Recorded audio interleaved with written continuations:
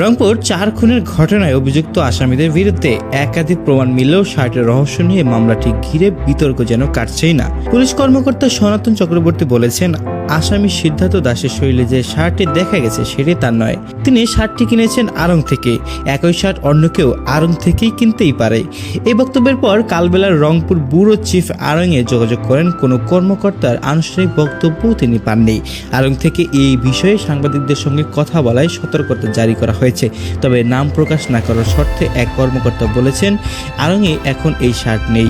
এই শার্ট নিয়মিত প্রোডাক্ট নয়, কোনো এক ফেস্টিভ্যালে আনা হয়েছিল, সেটি পুজো হতে পারে, ঈদও হতে পারে।